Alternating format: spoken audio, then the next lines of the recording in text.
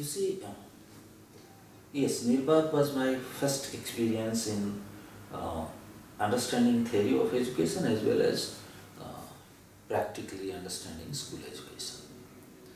Uh, but my work in Neelbagh was not as a teacher.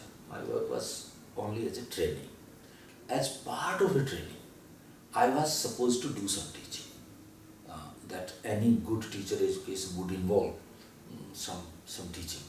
Otherwise, you don't understand those things. So my teaching in Neelbagh was not as a teacher, but as a trainee who is doing his training work and teaching is part of that. Um, First of all, we should understand that teaching was seen in a very different manner in Neelbagh, and the relationship between the child and the teacher uh, was seen in a totally different manner. In a normal school, and even now, I have experienced up to 4 years back with teachers, that this belief that there should be a significant difference between the taught and the teacher, and there should be some fear, is very strong in most of the teachers in India. That part was absent in Neelbagh. Closer to a child you are is better, and no fear, and a sort of a certain kind of respect for the child was very important. Therefore, many of the teachers' activities were to maintain and establish this relationship. So rather than talking directly of classroom, I am talking of this because this is the context in which teaching happened in Neelbagh and in my own school later on when I started my school. And therefore activities like singing together, dancing together, doing dramas together, playing together, not in the curriculum, anything sitoliya or kabaddi or whatever, playing together, spending time with children was an important aspect of teaching as well as teacher development. So I was not told that you have to spend time, but I was within quote managed in such a manner that I had to spend a lot of time with children. So that's one part of it. The second thing was that I was given a lot of opportunity to observe how the classes run. And Neelbagh classes ran in a very different manner than an ordinary school. Actually, those classes could not run like an ordinary school because there were only about 25 children and the age was, say, something like 4 to 18. So they were not at the same level. Therefore, you cannot teach by the method I was saying that read this page, etc. Which means that independence in learning for the child is a necessary condition to run this kind of classroom. If the children are not independent and motivated and cannot keep to their work without the help of the teacher, and even in the absence of the teacher, then this class will collapse, this wouldn't run. So that was a very, very major, significant difference. But here, this was not assumed that everything children will discover. There were textbooks, there was guiding from the teacher was inside the classroom, conceptual part were discussed with the teacher, the student was supposed to work independently and whenever she likes, she can come to the teacher. So it was a totally different kind of ambience. This was not necessary, but much of the group work happened in small groups. So maybe 3 little children are working on addition, then they might be working together. Learning from each other was not considered cheating or unfair means or coping, etc. This was considered a sort of legitimate method of learning. But then there was something attached to it. Suppose I am a child and 4 people we are learning together, and whatever exercises you gave or in the book or in my card or we constructed, they also constructed their own exercise. For example, in addition, children could be given 2 dice and they throw the dice and one gets 7, another gets 3 and then 7 plus 3. So whatever. So suppose I came up to you as a teacher and you sort of think that, okay, how come Rohit learned so much in one day? Then you can ask me, okay, why do you get this answer? So I had to explain. So if I'm learning from others, even if I have copied the answer from others, but I can explain how this answer came about and I can produce another answer, then that's fair. So that was another part. So learning independently, learning in the groups. These two were very, very important activities there. So this was the kind of classroom where sometimes I taught and mostly I observed. I was also given a specific job of teaching 3 naughty little children who were not interested in mathematics at all. And I did not know anything about Kuznai roads till then. So I was given a set of Kuznai roads, their textbook, and these 3, initially I thought extremely sort of uninterested and naughty kind of creatures. And I was supposed to teach them. I think I took about a week to establish a kind of relationship with them and start working in that. But to my surprise, actually, within about a month or so, these children got, interested in doing mathematics. And how did that happen, I cannot explain theoretically. Maybe because of the ambience of the school, maybe because I was really trying hard. I may not know exactly at that time, I did not know how to try. I couldn't articulate it. But I had certain things in my mind because of my observation, that whatever they do, they should understand. They should not become spoon-fed. They should be independent.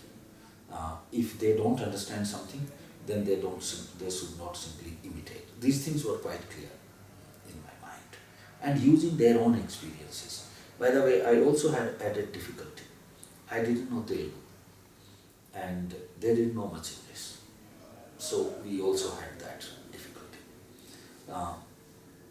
Another important thing, if I, don't look at my experiences of teaching in Neelbagh, but look at other teachers' experiences, then I do not know whether those classes were child-centric or not, because I don't properly know the definition of child-centrism.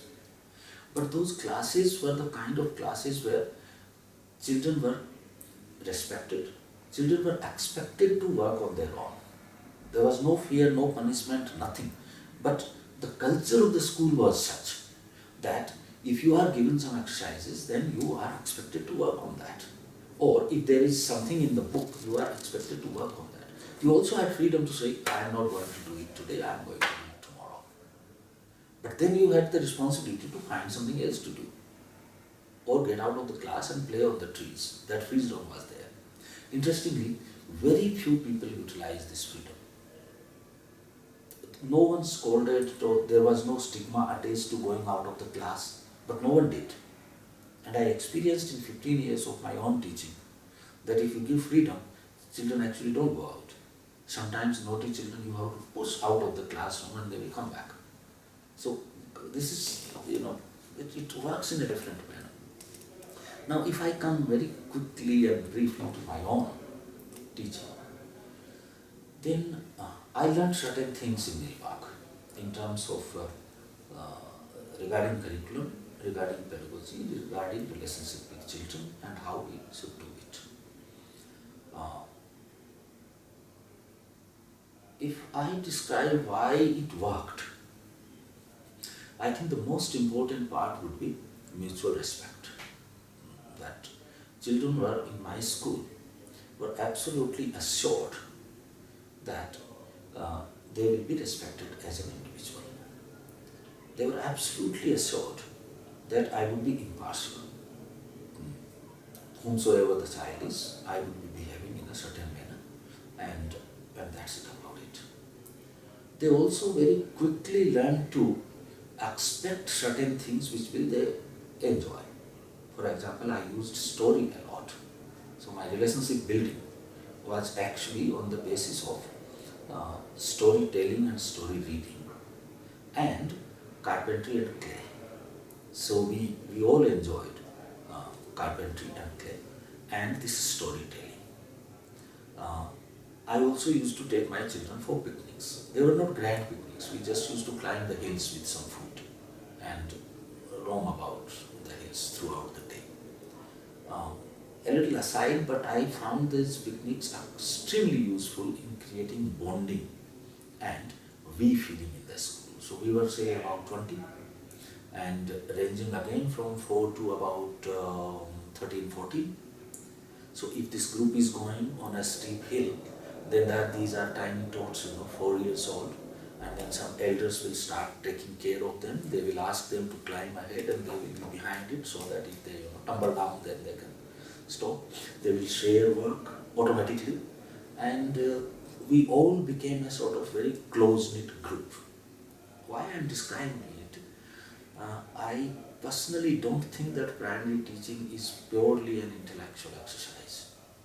A lot of primary teaching happens from mutual respect and liking for each other.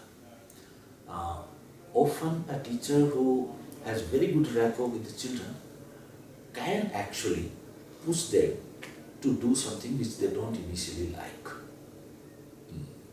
Simply because, okay, this fellow helps us a lot, he tells us beautiful stories, so let's, for the sake of it. And then they start liking. We should also understand that teaching in primary school is not going according to the child's interest. This is also creating new interests. And creating new interest in the beginning may not come very easily. So therefore this personal rapport with the child in giving a new experience which you more or less know will child start liking after 2 days. Then what is the, in the beginning what you can do? Either you can make false promises, or you can have fear, or you can simply say, okay, this is necessary, this world is pretty bad, but we have to do certain things, and then the child start doing it and start liking it, if you have a particular kind of rapport. So that was also very important. Now apart from this, the way classroom was organized in Digantar was exactly like Neelbagh. There was much work which children did independently. There was much work which children did in small groups. Later on, after training, I found teachers saying that this is very difficult, but this is very interesting. My children always learned very well, actually. Wherever they entered the government examination, because we also considered certificate necessary, they got distinction in 1 or 2 subjects, and they did very, very well. Interestingly, I used to have lots of time in the classroom. For example, in mathematics classroom, I used to spend about 2 hours in total for the whole day preparation.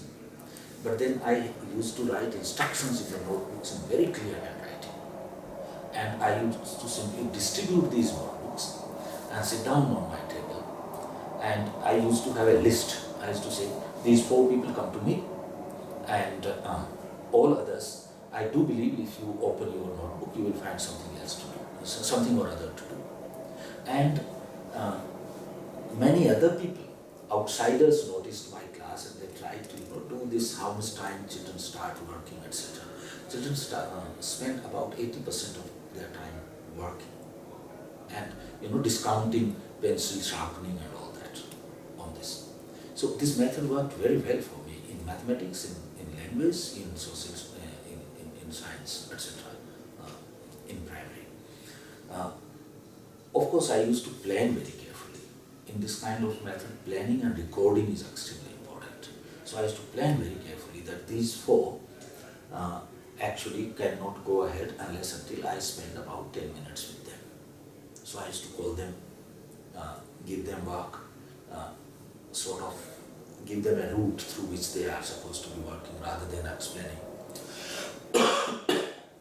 But out of the 40-minute class, usually within first 15-16 minutes, I finished my job, and I was mostly sitting there. And this might be a bad thing for your interview, but initially I used to smoke in the classroom. Therefore, I used to keep on smoking actually in the class. Later on, children told me not to smoke in the classroom, so I went out in front of the classroom and smoked there. So why did it work? I have a theoretical explanation of that. That right from day 1, our methodology of teaching language and mathematics was such, and the material was constructed specifically for that. We don't have time to get into the structure of material, but it was constructed specifically for that, taking into the consideration what kind of capability child is going to come to the school, and then what kind of material I can give, that on the basis of what she knows, she can make a next logical step on that. This was not discovery, this was guided discovery. And therefore they got this feeling, one, they got a very positive feeling, oh, they can learn on their own. And second, they got that you are stuck with a teacher who will make you learn on your own, you have to make your own effort. So, and then helping from each other. I think these three things helped me tremendously in this. Now, getting into the details of constructing these class, I believe would be too long a description, so I wouldn't go into that. I think I'll stop in that there.